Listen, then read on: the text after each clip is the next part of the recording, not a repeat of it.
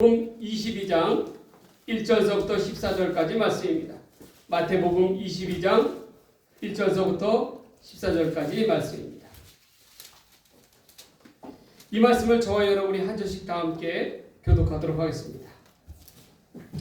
있는 이 시간 하나님께서 주신 거룩한 하나님의 말씀입니다. 예수께서 다시 비유로 대답하여 이르시되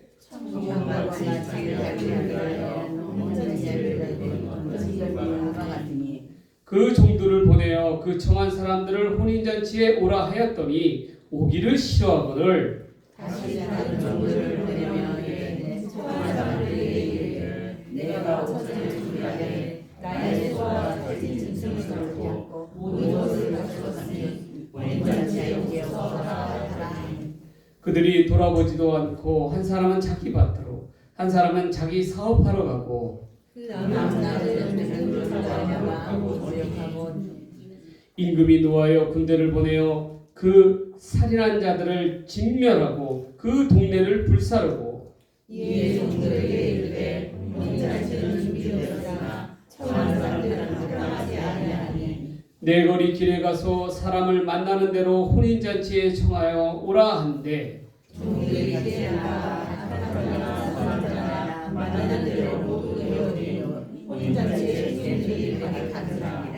임금이 손님들을 보러 들어올새 거기서 예복을 입지 않은 한 사람을 보고 이르되 친구여 이자여 예복을 입지 않고 여기 들어왔느냐 하니 그가 아무 말도 못하거든. 임금이 사한들에게 말하되 그 손발을 묶어 바깥 어두운 데에 내던지라. 거기서 슬피 울며 이를 갈게 되리라 하니라. 청하는 자는 남게 택함을 입은 자는 있었습니다. 아멘. 이 시간 우리 마태복음 22장에 있는 말씀을 가지고 택함을 입은 자의 태도에 대해서 한번 살펴봅시다. 택함을 입은 자는 과연 어떻게 행동을 해야 하느냐. 본문의 이야기에는 천국잔치 이야기가 나옵니다. 그 인물 중에는 임금이 나오죠. 임금은 누굽니까? 하나님이시죠. 그리고 아들이 나옵니다. 임금의 아들을 위하는 잔치잖아요. 아들은 누구시죠? 하나님의 아들이신 예수 그리스도. 또 초청받은 사람들은 누굽니까? 초청받은 사람들은 누구예요? 우리들이죠. 우리들이죠. 모든 이 땅에 있는 모든 사람들입니다. 근데 거기서 또 한 부류가 나오는데 누구냐면 바로 임금의 사환들, 종들이 나오는 거예요. 그렇다면 오늘 본문에 택함을 입은 자는 과연 누구일까요? 바로 이 종들과 하나님의 부르심을 받은 사람들. 그런 사람들을 이야기하는 겁니다. 그러면 우리가 천국 백성답게, 천국을 소유한 백성답게 이 땅 가운데서 살아갈 수 있는 그러한 방법은 뭔가? 첫 번째로요, 우선순위를 잘 정해야 합니다. 모든 일이 그렇죠, 여러분. 우선순위를 잘 정해야 합니다. 뭘 먼저 해야 될지 그 순서를 잘 정해야 되는 거예요. 제가 이렇게 목공을 하다 보면요, 어떤 일들이냐면 순서를 갖다가 뒤바꾸게 되잖아요. 그러면 완전히 일이 엉망진창이 돼버리는 경우가 많아요. 결국 무엇이 먼저이고 무엇을 먼저 해야 될지 그것을 갖다가 잘 분별해서 하는 것도 지혜라는 것입니다. 여러분, 오늘 본문 속에 있는 천국이라는 것은 어떠한 것인가? 그 물음에 대한 답이 나와 있습니다. 천국은 마치 임금이 자기 아들을 위하여 베푼 혼인잔치 자리라는 거예요. 물론 여기서의 잔치를 베푼 임금은 하나님이시고 그 아들은 예수님이십니다. 하나님은 선민이라고 불리우는 이스라엘 사람들을, 유대인들이죠. 그런 사람들을 먼저 저 천국잔치에 초대했어요. 근데 유대인들이 누굽니까? 하나님을 섬기는 데는 열심 중에 열심이라고 앞장세우는 자들 아닙니까? 특히 유대인들 중에서도 종교 지도자들, 제사장이나 서기관이나 바리새인들은 누구보다도 그 혼인잔치에 제일 먼저 초대될 만한 그러한 이름의 목록에 있는 사람들이에요. 임금은 이 잔치를 위하여 소와 살찐 짐승들을 잡고 잔치에 필요한 모든 것들을 준비합니다. 특히 유대에 있어서 이 잔치는요 7일 동안 진행되는 까닭에 이 잔치에 초대된 사람들은 7일 동안 어때요? 먹고 마시는 거예요. 즐기는 거예요. 그러니까 거기에 초대된 사람들은 되게 어떤 사람들이에요? 삶이 여유로운 사람들이에요. 하루 일당을 받는 풍구 같은 사람들은 잔치에 참여할 수가 없어요. 왜요? 그러면은 어떻게 되는 것입니까? 돈을 못 벌잖아요. 생계가 자기 식구들이 굶잖아요. 그러니까 이 잔치 가운데 나아가는 사람들은 삶에 여유가 있는 사람들이 대부분이었다라는 것입니다. 근데 오늘 본문을 살펴보면 하나님께서 최우선적으로 이 잔치에 부르신 자들은 이 초대에 대해서 어떻게 반응했습니까? 갖가지 이유를 다 대면서 갖가지 근거를 대면서 나는 잔치에 참여할 수 없습니다 라고 이야기합니다. 자기의 일이 바쁘다고 잔치에 초청을 거부하는 거예요. 주인은 다시금 종들을 보냅니다. 그런데 그 결과가 어떠했어요? 이전과 동일했다는 거예요. 어떤 이는 자기의 밭에 농사를 지으러 가야 한다 하고 또한 어떤 일은 사업하는 데 먼저라는 거예요. 임금의 입장으로 봤을 때는 얼마나 괘씸한 행위입니까? 지들이 누구 덕에 지금 평안히 먹고 농사하고 사는 건데 어떻게 해요? 그런 임금의 은혜는 저버리고 어떻게 되는 거예요? 지네들 살겠다고 나아가겠다라는 거예요. 이 거절의 행위는 임금의 권위에 대한 도전이고 앞으로는 더 이상 임금을 섬기시며 따르지 않겠다라는 그러한 말과 똑같은 겁니다. 실제로 이스라엘 백성들은 하나님의 선민이라 불리는 이스라엘 백성들은 하나님의 초청을 거부했죠. 더욱이 하나님의 말씀을 전하는 선지자들을 붙잡아 능욕하고 박해하고 죽이기까지 하였다는 것입니다. 이 시점을 제자들이 돌이켜 봤을 때 사실 예수님이 가는 곳마다 이 유대 지도자들은 어떻게 했습니까? 그분을 반대하며 공격하며 복음을 거부하였다라는 거예요. 복음의 초청을 거부하였습니다. 그리고 나중에는 어떻게 해요? 심지어 예수님을 십자가에 못 박아 죽이기까지 하였죠. 결국 이 임금은 이 악한 이들을 향하여 어떻게 하였습니까? 그의 군대를 보내어 그들을 진멸하고 그 동네를 불살라 버렸다라는 거예요. 완벽한 심판이라는 것이죠. 실제로 어떻게 됩니까? 예루살렘은 어떻게 돼요? 바벨론의 정복 당해서 어떻게 되면 불살라지지 않습니까? 성전이 허물어지지 않아요. 무너지잖아요. 그 잔재들이 남아있는 게 바로 통곡의 벽 아닙니까? 이스라엘에 남아있는 통곡의 벽 같은 그런 것들. 그리고 유대인들은 어떻게 되니까 바벨론으로 다 끌려가잖아요. 포로로 끌려가지 않습니까? 귀족의 자제들은 누구든 다 끌려가잖아요. 그 대표적인 인물이 누구예요? 바로 다니엘이에요. 다니엘이라는 것입니다. 하나님은 우리 인간들에게 선택의 기회를 주셨어요. 하나님의 초청에 대한 선택의 기회죠. 누구나 인간인 우리는 하나님의 초청을 거부할 수 있는 자유가 있습니다. 그러나 이 거부의 자유에 대한 결과마저 우리는 거부할 수는 없어요. 반드시 거부에 대한 결과의 몫은 선택한 우리들의 몫이라는 거예요. 요즘 우리 사는 세상은 어떠합니까? 곳곳에 하나님의 복음이 널리 전해져 있습니다. TV를 틀면 기독교 방송이 나오고 TV를 틀어 유튜브를 틀면 어떻게 돼요? 하나님의 복음이 그냥 넘쳐납니다. 그냥 막 유명한 목사님 설교 말씀들이 막 넘쳐나요. 그들은 복음의 말씀을 듣고 있습니까? 안 듣고 있습니까? 자의반 타의반 어찌됐든 간에 듣고 있다라는 거예요. 그러나 어떻게 해요? 그들은 세상 사람들은 이를 거부한다는 것입니다. 그것도 어떻게 거부합니까? 이런저런 합당한 이유를 다 대가면서 거부하죠. 오늘 본문에 나와 있었던 것은 왕의 초청을 갖다가 어떻게 해요? 내 밭에 가서 밭을 일구기 위해서 나는 못 간다. 내 사업을 하기 위해서 나는 못 간다. 별의별 이유를 다 대지 않습니까? 오늘날 세상 사람들도 똑같아요. 왜 그들은 거부합니까? 하나님의 초청을 거부하는 까닭은 기독교가 어떻다는 등, 교회가 썩었다는 등, 교회가 세습과 타락과 온갖 부도덕의 산물이라는 등 이런저런 이유를 내면서 교회를 깎아내리기에 바쁩니다. 그런 교회를 왜 나가라는 그런 것이죠. 또 어떤 이들은 이렇게 얘기해요. 나는 먹고 살기도 바쁜데 교회에 나갈 시간이 어디 있느냐 반문하고 있습니다. 자신에게는 돈 벌어서 가족들을 부양하는 게 우선이라는 거예요. 또한 어떤 이들은 시간이 없다고 이야기합니다. 자기에게 주어진 시간은 한정적이라 노는 데 쓰기에도 부족하더라는 거예요. 그러나 분명히 알아야 될 것은 어떠한 행위가 어떠한 이유에서든지 하나님의 복음의 초청을 거부하는 것은 장차 하나님의 심판을 갖다가 무시하는 것과도 똑같다는 것입니다. 오늘 사는 나에게 있어서 가장 중요한 것은 무엇입니까? 무엇이 먼저라는 것이에요. 무엇이 먼저인가? 뭐가 먼저인가라는 거예요.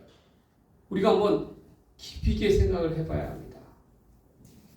거기에 대한 답이 되는 예수님의 또 다른 비유가 있어요. 누가복음 16장에 나오면 어떤 비유가 나옵니까? 부자와 거지 나사로 이야기가 나오죠. 이 부자 얼마나 어리석은 사람입니까? 그는 자기의 부귀영화를 위하여 일평생 동안 노력한 사람입니다. 누구보다도 악착같이 재산을 불리웠고 안 먹고 안 쓰고 모으고 또 모아서 어떻게 해요? 남부럽지 않는 부자가 되었어요. 성경을 보면 그가 쌓아놓은 재산의 창고가 넘쳐서 새로운 창고를 다시금 수축해야 하는, 지어야 하는 그러한 사람이었습니다. 그러나 지극히 현실적이었고 탐욕적이었던 그의 수많은 재산은 부자의 영혼의 문제 앞에서 그 어떠한 도움이 되지 못했다는 거예요. 결국 하나님께서 그 부자의 영혼을 밤에 데려가시고 그 많던 재산은 결국 영원히 부자의 것이 될 수가 없었죠. 결국 지옥에 떨어진 이 부자에게 남는 것은 고통과 또한 회한뿐이었습니다. 내가 왜 이렇게 살았을까? 우리 주변에 보면요, 이 부자와 같은 이들이 얼마나 많이 있어요. 한번 여러분 보세요. 살펴보세요. 육체적인 그런 것에 욕심에 속하여서 어떻게 돼요? 영혼의 문제에 대해서는 전혀 관심이 없는 그런 이들이 얼마나 도처에 넘쳐나고 있습니까? 그리고 돈 앞에서는 뭐 어떻게 해요? 이런 말도 말할 수 없잖아요. 돈 앞에서는 뭐 인륜이고 뭐고 우정이고 뭐고 다 필요 없어요. 이번에 캄보디아 사태 보세요. 왜 그렇게 굴비역듯이 다 끌려가게 됐어요? 다른 게 아니에요. 나를 거기에다 빠뜨리게 하는, 함정에 빠뜨리게 한 사람은 바로 내 동료였고 내 친구였고 가장 나와 가까이 했던 믿을 만한 사람들이었기 까닭에 어떻게 해요? 그들의 말을 믿고 캄보디아까지 날아간 거 아니겠습니까? 그래서 붙잡혀가지고 어떻게 해요? 뭐 하고 있어요? 한국에다가 이 가짜 전화하고 있는 거예요. 예. 보이스피싱 전화하고 있는 거예요. 돈 뜯어내기 위해서. 결국 어떻게 돼요? 그게 굴비역듯이 물려서 그렇게 된 거 아니겠습니까, 여러분? 마찬가지잖아요. 여러분, 우리가 깨달아야 될 것은 육체의 소욕은요, 절대로 영혼의 문제와 비례할 수가 없어요. 우리는 영혼의 문제만큼은 우리가 먼저 어떻게 돼요? 관심을 갖고 준비를 해야 된다는 것입니다. 우리에게 있어서 죽음의 순서가 있어요? 없어요. 죽음에 무슨 순서가 있습니까? 하나님이 부르시면 우리는 갈 수밖에 없는 거예요. 그러한 까닭에 여러분, 지혜로운 자의 마음은 어디에 가 있다고요? 초상집에 가 있고, 어리석은 자의 마음은 어디에 가 있다고요? 잔치집에 가 있다. 그 말이 괜히 나온 게 아니에요. 뭐 생각해 보세요. 우리는 어떤 사람들이 되어야 되겠습니까? 우리 하나님의 택함 받은 사람들이죠. 예. 우리의 생명책에 하나님의 천국의 생명책에 우리의 이름이 기록되어 있어요, 없어요? 그것마저도 확신이 없으세요? 기록되어 있죠. 있으니까 이 자리에 나온 거 아니겠습니까? 여러분, 확신이 있어야죠. 그렇다면요, 우리는 어떻게 살아가야 되겠어요? 우리도 세상 사람들과 똑같이 그렇게 탐욕적으로 욕심내면서 그렇게 살아가야 되겠어요? 아니라는 거예요. 우리의 삶의 포커스는 영혼의 문제에다 두어야 되는 거예요. 장차 있을 하나님의 나라에, 천국잔치에 우리의 소망을 두어야 된다. 우리가 이 땅에서 아무리 즐기고 누린다 할지라도 그것은 한계가 있어요. 한계가 있다고. 어느 영화 보니까 마약왕이라는 영화를 보니까 이야, 그 사람도 그 자리에 올라가기까지 무진장 고생하면서 갔어요. 그래서 정말 창고에다가 돈이 쌓을 것이 없도록 그렇게 돈을 쌓아놨더라고요. 근데 그 돈이 다 어디서 나온 돈이에요? 마약 판 돈 아니에요. 마약 판. 그런데 막판에 가보니까 그 사람조차도 어떻게 돼요? 어떻게 파멸을 하게 되느냐? 마약에 빠져서. 왜? 자기의 마음을 둘 곳이 없으니까. 결국 마약을 손대가지고 어떻게 돼요? 파멸에 이르더라고. 영혼의 파멸을 이루더라고. 가정도 버리고 자식들도 버리고. 그런 그 사람 앞에서 가득가득 그 지하에 쌓아놓은 그 현금 다발들이 무슨 의미가 있겠어요? 그게 그 사람의 영혼을 책임져 줘요? 아니라는 것이죠. 여러분, 그러한 까닭에 생각을 똑바로 하시기 바랍니다. 내 삶의 우선순위를 어디다 둬야 하느냐, 정말 생각 잘 하셔야 돼요. 우리는 하나님의 택함 받은 자로서 영혼의 문제에 먼저 우선순위를 둘 줄 아는 저와 여러분들이 되시기를 다 주님의 이름으로 간절히 축원합니다. 두 번째로요, 택함 받은 자는 어때야 되냐면 사람을 데려와야 됩니다. 사람을 데려와야 돼요. 임금의 초청을 받았던 사람들이 모두 거절하고 불참을 합니다. 이에 임금은 노아에서 군대를 보내서 그들을 진멸하지요. 그리고 임금은 이야기합니다. 자기 종들에게 네거리로 나아가서 만나는 사람마다 다 잔치에 데려오도록 이야기합니다. 여기서 네거리라는 것은 뭘 상징하는 거예요? 바로 네거리는요, 성 안과 성 밖을 연결해주는 장소라는 거예요. 성 안은 누가 있습니까? 하나님의 백성들이 있죠. 성 밖은 누가 있습니까? 대부분이 다 이방인들입니다. 많은 사람들이 드나드는 이 광장가드 같은 곳이 바로 이 네거리예요. 사방팔방 뚫린 곳입니다. 당연히 이곳에는 사람들이 북적일 수밖에 없는 곳이에요. 이 임금은 이렇게 이야기합니다. 그곳에 가서 보이는 사람마다 다 데리고 오라는 거예요. 다 데리고 오라는 거예요. 거기에는 절름발이도 있고 거지도 있고 병든 자들도 있고 또 코가 있는 서양 이방인들도 있고 혼혈족들도 있고, 심지어는 살인자라고 하는 죄인들도 있고, 몸을 파는 그런 창녀들도 있고. 그런데도 불구하고 임금은 다 데리고 오라는 거예요. 다 데리고. 그래서 어떻게 해요? 나의 집을 채우라는 거예요. 나의 집을 채우라. 이 말은 무엇입니까? 이전에 임금이 초청했던 그 유대인들은 임금의 초청을 어떻게 해요? 거절했잖아요. 내 잔치에 들어오기에 합당치 않다라고 여기시는 거예요. 그리고 오히려 어떻게 해요? 이런 병자들, 약한 자들, 이방인들, 이러한 자들일지라도 어떻게 돼요?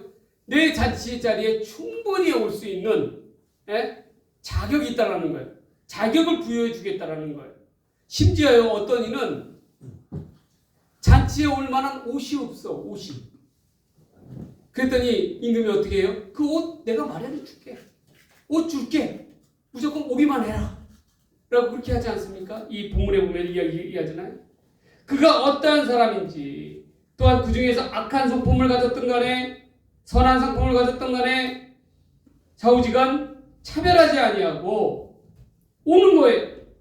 그리고 일단 오게 되면 믿음으로 변화시키는 것은 하나님의 하시는 일이라는 것입니다. 여러분, 이것은 어떠한 것을 의미하고 있을까요? 하나님의 나라 천국은요, 어떠한 곳이냐면 우리가 생각하는 누구는 되고 누구는 안 되고 성품에 따라서 인성에 따라서 전도를 해야 될지 말아야 될지 아니라는 거예요. 또한 이 대상자가 교회를 이 성전을 데리고 오면 예수님을 믿을 것인지 믿지 아니할 것인지 스스로 판단해서도 안 된다는 거예요.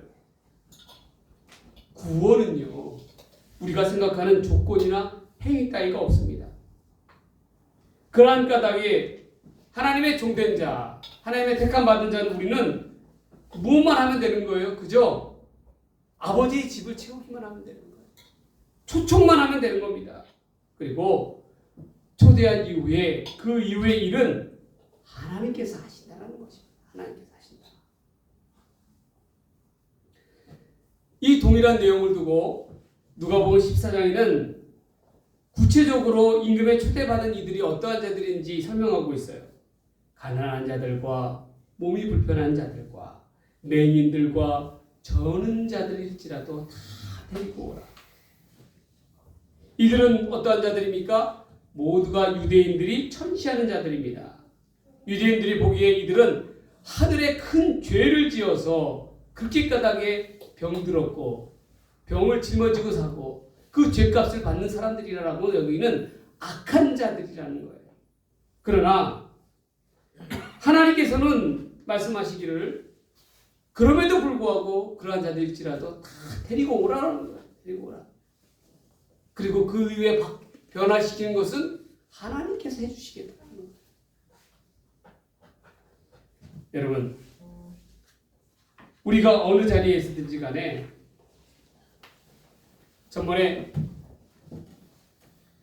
개그맨 중에서 굉장히 형님뻘을 되시는 분이 돌아가셨잖아요. 그랬는데 장례식장에서 보니까 이 사진 하나를 보게 됐는데 쓰레빠에 머리는 빨간 머리를 물들여가지고 그리고 장례식장을 터벅터벅 찾은 그런 후배가 있더라고요. 그 사진을 봤는데 제가 봤을 때 아무리 고인이 개그맨이라 할지라도 좀 아니지 않나 싶은 생각이 들었습니다. 왜냐? 그래도 어떠한 자리예요? 장례식장이잖아요. 그러면 어떻게 됩니까? 거기에 맞춰서 옷도 그렇고 신발도 그렇고 행색이 어떻게 거기에 맞춰서 가야 되는 건 당연한 거 아니겠습니까? 그런데 그렇지 못한 이들이 있었다라는 거예요. 여러분, 마찬가지예요. 오늘 임금은요, 자기의 잔치자리에 있잖아요. 보니까 너무나도 가난해서 심지어 이 혼인잔치에 어울릴 만한 옷조차 없는 이가 태반이었다는 거예요. 그러니까 어떻게 돼요? 임금은 그들을 위해서 스스로 깨끗하고 화려한 예복을 어떻게 해요? 준비해 놓으셨다는 거예요. 그걸 입히시는 거예요. 그것은 어떠한 의미입니까? 곧 예수 그리스도의 거룩한 의를 갖다가 어떻게 해요? 덧입히신 것 같아요. 죄인들에게.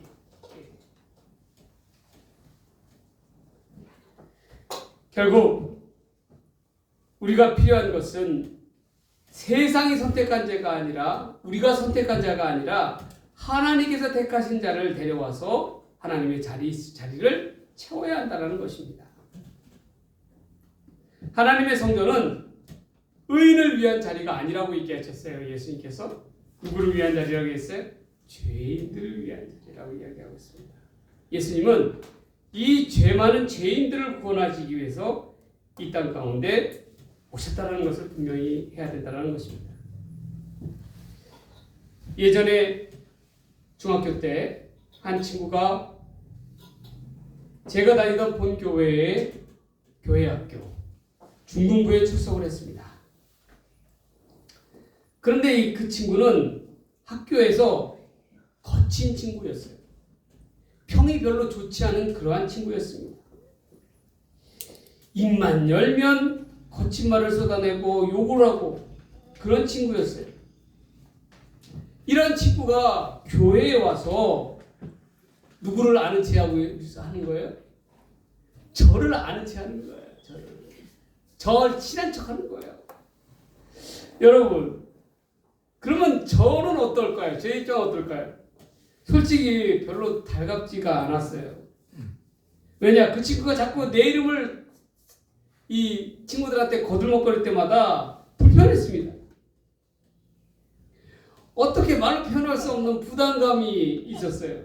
그렇다고 교회에 왔는데 나 몰라라 할 수도 없고, 그렇다고 친한 척을 할 수도 없고, 친한 척을 했다가는 나도 그 같은 부류의 애들한테 속할까봐 그런 평가를 받기 싫었고.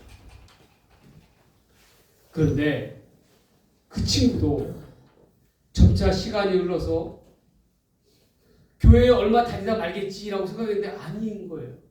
교회 열심히 나오더라고요. 그러더니 점점 변하는 모습이 보여요. 나중에는 성가대도 하고, 또 교회 임원도 하고, 또 그 나중에는요, 제가 전도사로 섬겼던 부서에 교사 총무까지 했었어요. 그리고 교회 안에서 믿는 아가씨를 만나서 이 부부가 얼마나 교회학교 우리 부서를 잘 섬기고 열심을 다하는지 너무 보기가 좋았습니다. 그리고 제가 그 친구를 볼 때마다 느낀 점이 있었어요. 사람은 바뀌고 변할 수 있다는 거예요. 하나님께서 손만 대시면 어떻게 해요? 그 거친 친구가, 그 쌈박질하게 좋아하는 그 친구가 바뀌더라니까요. 그렇게 공부하고는 담쌌던 친구가 바뀌더라고요. 누구보다 성실하게 살아가더라고요. 여러분, 우리도 마찬가지예요.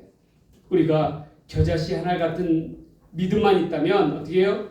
이 겨자씨를 마음밭에 뿌리면 그 씨가 자라서 결실을 맺는 거예요. 30배, 60배, 100배의 결실을 맺게 되는 거예요. 이를 자라게 하시는 이는 누구세요? 하나님이셔요. 우리가 악하다고 단정하는 것, 우리가 배척하는 것들도 조차도 하나님께서는 어떻게 해요? 다 품으신다는 것. 왜? 그것조차도 내 백성이라고 하나님께서는 여기시기 때문에 그런 겁니다. 중요한 것은 하나님의 전을 사람들로 채워야 한다는 거예요. 여러분들 이따가 점심을 드실 때 이제 갑오징어를 드실 거예요. 근데 갑오징어 드실 때요, 그거를 제가 열심히 우리 교인들을 갖다 먹여야 된다는 생각을 가지고 열심히 잡았어요. 근데 잡았는데 보니까 제 자리 옆자리에 청년이 한 명 있더라고요. 청년이 한 명. 그 친구들이 열심히 저하고 같이 잡았어요. 근데 그 청년이 보니까 교회 안 다니죠. 세상 친구죠. 그러면서 이제 악질을 하면서 자기가 나한테 이제 고민을 얘기를 하더라고요. 그랬고 제가 어쨌는지 모르겠는데 목사라는 얘기 한마디도 안 했거든요. 근데 제가 좀 편해 보였나 봐. 그랬더니 얘기를 하더라고요. 그래서 제가 딱 그러면서 자기가 담배를 끊었다면서 딱 그렇게 얘기하더라고요. 그래서 제가 얼마나 칭찬을 해줬는지 몰라요. 그래서 이야, 그건 정말 잘한 일이라고. 잘한 일 중에 잘한 일이냐. 그래서 건강을 위해서 반드시 끊어야. 그래서 막 칭찬도 해주면서 막 그렇게 하면서 편하게 이제 얘기를 해줬거든요. 하면서 했거든요. 그러면서 제가 느낀 점이 있었어요. 보면은, 야, 세상 사람들이 너무 순박한 거예요. 순진한 거예요. 그래서 전도도 하겠더라고요. 내가 그런 친구들만 있으면은 이제 10번이라도 전도하겠더라고요. 예수님 전하겠더라고요. 비록 낚시하는 자리죠. 여러분, 중요한 것은요, 하나님의 전을 사람들로 채우는 사명이 우리 믿는 택한 자들의 사명이라는 것입니다. 그러기 위해서요, 여러분, 사람들로부터 세상 사람들로부터 인정받는 사람이 되어야 합니다. 내가 먼저 본이 되지 않으면 절대로 세상 사람들은 전도돼서 교회에 오려고 하지 않아요. 왜? 그 사람 인생을 보니까 아니거든. 근데 내가 뭐 하려고 그 사람을 닮아가지고 가겠느냐? 네? 한번 생각 한번 해보세요. 여러분, 저는 요즘 이런 고민이 들어요. 하나님이 계시는 천국에 정말 저런 사람들만 있다면 그 천국에 가고 싶은 마음이 들어요, 안 들어요? 안 들어요, 안 들어요. 솔직히 천국이라 할지라도 별로 가고 싶지가 않아요. 저런 사람들, 예? 세상 사람들이 손가락질하는 사람들. 그럼에도 불구하고 자기는 아주 떳떳하다고, 어떻게 아주 그냥 뭐 깨끗하다고, 예? 딸짝 두껍게 그렇게 나오는 그런 사람들을 보면 어떻게 됩니까? 과연 저 사람들이 천국에 간다 그러면 그 천국을 어떻게 해요? 내가 가고 싶을까? 그런 생각이 들 때도 있어요. 그러나 그럼에도 불구하고 어떻게 됩니까? 우리는 천국이에요. 여러분, 천국도요 등급이 있어요. 아세요, 여러분? 모르셨죠? 등급이 있다니까. 등급이 있어요. 최고의 등급은 누구를 위한 등급이에요? 순교자를 위한 등급이 있어요. 왜? 예수를 위하여 피를 흘리게 생명을 바친 사람들이잖아요. 그런 다음에 목사들이 있을까 없을까 모르겠어요. 저는 그 순서가 목사들일지 누구지 모르겠어요. 어떻게 보면 제일 꼬발이 있을지도 몰라요, 목사들이. 왜? 맡은 중책은 많았지만 뭐예요? 일을 제대로 한 게 하나도 없는 거예요. 그러니까 어떻게 됐어요? 하나님으로도 어떤 평가를 받겠어요? 여러분 그걸 아셔야 돼요. 어찌됐건 우리는요 하나님의 택함 받은 자처럼 하나님의 전을 채우는데 열심을 다하는 여러분들 되시기 바랍니다. 이는 필수 불가결한 우리의 사명이에요. 하나님께서 주신 사명이에요. 요즘 전도하기 참 어렵습니다. 예. 세상 밖에 나가보세요. 얼마나 어렵습니까? 결국에는 어떻게 해야 돼요? 관계전도밖에 안 돼요. 관계전도밖에. 관계전도. 내 삶 속에서, 바운더리 속에서, 직장에서나 어디서나 어떻게 돼요? 나의 올바른 행실을 통해서 예수를 전하는데 부족함이 없도록 그렇게 해야 된다는 거예요. 여러분 그걸 아셔야 됩니다. 기독교인일수록 더더욱더 모범을 보여야 돼요. 세상 사람들한테 손가락질 받지 않도록 최선을 다해야 합니다. 우리는 무엇보다도 하나님의 택함받은 자처럼 하나님의 전을 채우는데 앞장서는 주의 백성들 되시기를 주의 이름으로 간절히 축원합니다. 마지막 세 번째로는요.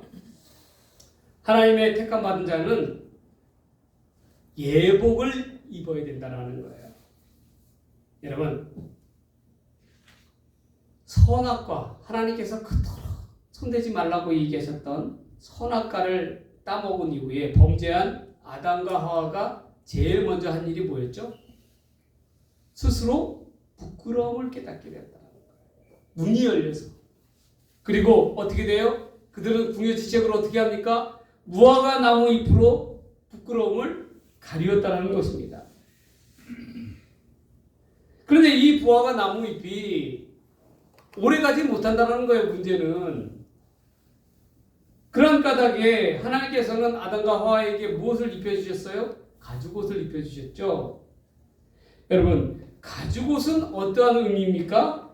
곧 살아있는 동물의 가죽을 잡아서 만들어야 합니다. 그리고 그때는 반드시 뭐를 흘릴 수밖에 없어요? 피를 흘릴 수밖에 없죠.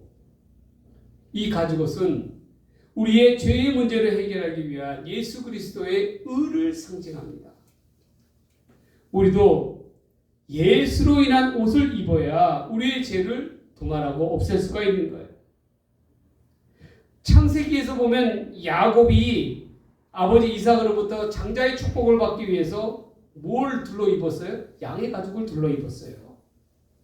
이 또한 예수 그리스도의 공로로 말미암아 하나님의 축복을 받는다는 것을 상징하고 있습니다. 그런데 오늘 본문을 보면요. 임금이 자신의 잔치자리에 여러 종류의 사람들을 다 초대했죠. 그리고 드디어 그 행사의 주인공인 임금이 들어왔습니다. 모든 사람들이 하나같이 다 화려한 옷을 입었어요. 왜? 임금은 이들을 위해서 다 옷까지도 준비해 주셨거든요. 그런데 임금이 가만 보니까 저쪽에 오직 한 사람만이 이 잔치에 합당한 옷을 입지 않았습니다. 이는 격이 맞는 행동인 거예요. 근데 이 사람은 왜 그렇게 했을까요? 왜 그렇게 행동했을까요? 결국엔 뭡니까? 그러한 행동은 곧 주인의 임금의 잔치에 순종하지 않았다는 거예요. 그리고 어떻게 해요? 오히려 자기의 방식대로 주장대로 나아가기를 원했기 까닭에 어떻게 해요? 예복을 입지 아니하고 잔치의 자리에 와 있다라는 거예요. 결국 자신의 뜻대로 의지대로 자기의 방식대로 하려고 하는 사람입니다. 결국 이 사람은 어떻게 됐습니까? 그 자리에서 어떻게 돼요? 임금이 명하여 그 자리에서 쫓겨나게 되었다라고 이야기하고 있어요. 그리고 본문에 뭐라고 얘기했냐면 저 어두운 데에 내던지게 되어서 슬피 이를 갈았다라고 이야기하고 있습니다. 이 이야기 속에 담겨진 의미는 어떠한 의미냐면요. 여러분 우리가 그걸 깨달아야 돼요. 혼인잔치에는 혼인잔치에 맞는 격에 맞는 그러한 옷을 입어야 한다. 그것은 뭐예요? 곧 하나님의 뜻에 순종해야 한다는 겁니다. 그래야 천국잔치에 들어갈 자격이 있다는 거예요. 그런데 그렇지 아니하고 자기 고집과 자기의 주장대로 나아가게 된다면 그 결론은 슬피 이를 갈 일밖에 남아있지 않다는 것입니다. 예전에 우리 기독교 안에 아주 특별한 신학이 들어와서 참 크게 문제가 된 적이 있었습니다. 바로 자유주의 신학이었어요. 참으로 위험한 신학이 아닐 수 없습니다. 자유주의를 고집하는 신학자들은 뭐라고 주장하냐면 반드시 기독교를 통해서 예수를 통해서만이 구원을 받는 게 아니라는 거예요. 불교의 석가를 통해서도 천주교의 석상들을 통해서도 그리고 그 밖에 다양한 것들을 통해서도 하나님의 구원에 이룰 수 있다라고 주장하고 있습니다. 이는 많은 이단들이 특히 예수님을 대신하고자 하는 그러한 이단들이 판을 치게 되는 계기가 되기도 되었어요. 그러나 오늘 본문을 통해서 상징하는 것은 무엇입니까? 이 천국잔치에 들어갈 수 있는 것은 곧 예수 그리스도를 맞는 믿음으로 말미암아 순종할 때 그때만이 천국잔치에 들어갈 수가 있다는 것입니다. 그럴 자격이 있다는 거예요. 오직 예수의 그리스도의 옷이 아니고서는 어떻게 해요? 천국잔치에 참여할 자격이 주어지지 않는다는 것입니다. 또한 우리가 이 이야기를 통해서 우리가 또한 깨달아야 될 것은 우리가 예수를 믿었으나 예수 그리스도께서 주신 의의 옷을 받았으나 그 옷을 자기의 고집대로 방식대로 입지 아니하고 나아가는 것은 천국잔치에 참여하는 것은 결국 내쫓김을 당할 수밖에 없다는 겁니다. 그리고 슬피 이를 갈 수밖에 없다는 거예요. 이 말은요. 구원의 정점에 가장 가까이 있음에도 불구하고 하나님의 뜻에 순종치 아니하였던 가장 어리석은 사람, 가장 불행한 사람이 되어서는 안 된다는 거예요. 교회 바로 문 앞에 살고 있으면서도 살았음에도 불구하고 또한 내 동생이 목사고 내 아들이 목사고 그랬음에도 불구하고 예수를 믿지 아니함으로 말미암아 천국잔치에 내쫓김을 당한다면 그것만큼 불행한 게 또 어디 있겠냐는 거예요. 저 천국에서 거기 가서 내가 어느 교회 문 앞에 우리 집이 있었소이다 라고 이야기하는데 내 아들이 목사고 내 이 형이 목사고 그렇습니다 라고 이야기하는데 그게 무슨 의미가 있냐는 거예요. 가장 복음에 가까이 있었음에도 불구하고 복음을 거부한 자들은 결국 천국잔치에서 내쫓김을 당할 수밖에 없다는 거예요. 얼마나 무서운 이야기입니까? 얼마나 안타까운 이야기입니까? 우리는요 하나님께서 준비해 주신 의의 옷 예수 그리스도의 의의 옷을 입고 저 천국잔치에 나는 부족하고 나는 연약하고 나는 죄가 많은 죄인임에도 불구하고 예수 그리스도의 의로 말미암아 의의 옷으로 말미암아 저 천국으로 나아갈 수 있는 우리가 되어야 된다는 것입니다. 여러분, 우리는 누구보다도 택함받은 하나님의 택함받은 자들입니다. 그러한 까닭에 여러분, 저는 꼭 그렇게 말하고 싶습니다. 예수를 믿는 자들은요, 처음보다도 제일 중요한 것은 끝이 좋아야 돼요. 끝이. 내가 처음에 아무리 열심히 되고 잘 믿고 그렇다 할지라도 끝이 좋지 않으면 하나님 앞에서 받을 상급이 없어요. 무슨 말인지 아세요, 여러분? 내가 몇십 년을 예수를 믿었네. 자랑할 거 아니에요. 자랑할 거 아니에요. 그것보다도 더 중요한 건 뭐예요? 내 마지막 순간까지도 예수 그리스도로 말미암아 살아가는 것. 그리스도인답게 살아가는 것. 그리고 예수님을 만날 때 정말 기쁨으로 만날 수 있는 그러한 자격을 갖추는 것, 의의 옷을 갖추는 것. 그게 얼마나 중요한지 모릅니까? 그러한 까닭에 여러분 끝이 좋아야 된다. 목사님들도 마찬가지예요. 은퇴한 목사님들을 보면요, 끝이 좋아요. 끝이 좋아요. 아무리 목사로서 예전에 큰 목회를 하고 큰 교회를 섬기고 그랬다 할지라도 돼요. 그 끝이 말년이 예수님 앞에 부끄러움이 없어야 되는 거예요. 그런 인생이 되어야 되는 거예요. 그래서 어떻게 해요? 우리 그리스도인들은 늘 성화되면 나아간다 그러잖아요. 성화되는 게 뭐예요? 죽을 때까지 예수님을 닮아가며 예수님을 본받으며 나아가는 것. 그게 우리의 사명이라는 거예요. 택함받은 자의 사명이라는 거예요. 여러분 꼭 기억하세요. 그래서 우리는 끝이 좋은 사람, 예수님의 의의 의복을 입고 예수의 피에 힘입어 저 천국으로 기쁨으로 나아갈 수 있는 저와 여러분들 되시기를 간절히 바랍니다. 특별히 이 자리에 계신 한 사람 한 사람마다 여러분 꼭 나중에 첫 천국에서 천국잔치에서 만나서 기쁨으로 제외하며 천국잔치의 기쁨을 다 함께 누릴 수 있는 한 사람도 빠지지 않고 나아갈 수 있는 우리 귀한 다산교회 성도님들이 되시기를 주의 이름으로 간절히 축복합니다. 여러분들은 성경에서 얘기해서 예수님께서 뭐 얘기했어요. 한 영혼이 저희 천하보다도 더 귀하다라고 얘기했죠. 이 몇 천하예요? 그러면 도대체 몇 천하예요? 이런 걸 꼭 기억하시고 우리가 예수님의 택함받은 자처럼 살아갈 수 있는 귀한 주님의 자녀들이 되시기를 주의 이름으로 간절히 더더욱 축복합니다. 기도하겠습니다. 하나님 아버지, 우리가 꼭 잊지 않고 살아가기를 원합니다. 저 천국에 대한 소망, 저 천국잔치에 대한 기쁨의 소망을 잊지 않고 우리 주께서 부르시는 그 날까지 최선을 다하며 나아갈 수 있는 믿음의 사람들 되게 하여 주옵소서. 그 길로 가는 데 있어서 어떤 희생과 어떤 어려움이 따른다 할지라도 주님으로부터 정말 인정받는 착하고 순종된 종이라고 인정받는 귀한 믿음의 사람들 다 되게 하여 주옵소서.